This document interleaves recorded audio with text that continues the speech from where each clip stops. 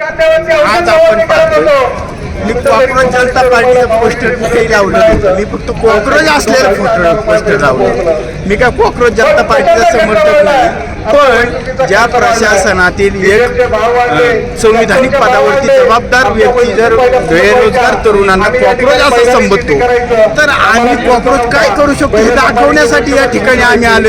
आणि आम्ही काय कॉक्रोच माग घातलं म्हणजे काय तलवारनं काठ्याला पिस्तूल घेऊन आलेलो नाही आहोत.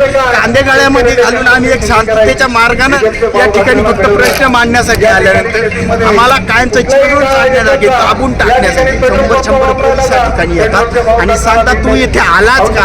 अरे महाराष्ट्रात फिरायला आम्हाला बंदी आहे का शेतकऱ्यांना. आम्ही जाऊ शकत नाही. तुला इन्व्हिटेशन कोणी दिलं मला त्याचं नावच सांगेन मला त्याचा फोटो दे. आता इन्व्हिटेशन देतात का आंदोलनाचं. हे कुठल्या पणा चाललाय सर्वसामान्य शेतकऱ्यावर. आज या ठिकाणी आम्ही पुढचं पाऊल टाकतोय की नाही टाकतोय अशी परिस्थिती निर्माण झालेली आहे. मग हे काय आम्हाला काय कायमस्वरूपी दाबून किंवा मारून टाकणार आहे का अशी परिस्थिती आता आम्हाला वाटायला लागली. आंदोलनामध्ये सहभागी झाले ते महागाई मोठ्या प्रमाणामध्ये वाढलेली आहे. प्रकारचं पोस्टर निघाला एकंदरीत तरुण म्हणून काय वाटतं तुम्हाला महागाईच्या या सरकारनं 2014ला सरकारमध्ये येण्याआधी सांगितलं होतं तुम्हाला 33 रुपये लिटरनी पेट्रोल डिझेल देऊ. तुमच्या सर्व गोष्टींचे भाव कमी करू द्या डिझेलपासून. मला सर्व महाराष्ट्रातील जनतेने देशातील जनतेने सांगावं 1 रुपयाने कुठली गोष्ट स्वस्त झाली का. 1 रुपयाने कुठलीही गोष्ट दाखव. सगळ्या गोष्टींचे दुप्पट तिप्पट बाजार भाव झाले. पण माझ्या शेतकऱ्याच्या मालाला आजही कवडी मोल भाव.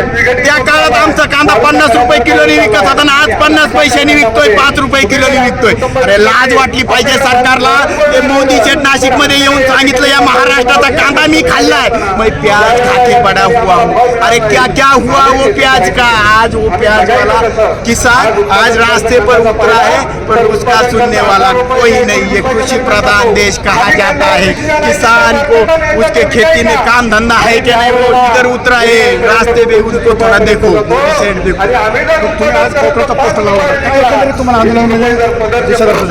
मला एकच दिशा दर्शवायची होती. आम्ही बेरोजगार आहोत हे जग जाहीर आहे. पण आम्ही शेती करून सुद्धा आज आमचे पोट भरू शकत नाही. तर तुम्ही त्या मालाला भाव द्या. आणि जर तुम्ही आम्हाला कॉक्रोच म्हणणार असाल तर कॉक्रोच काय करू शकतो हे दाखवण्यासाठी आम्ही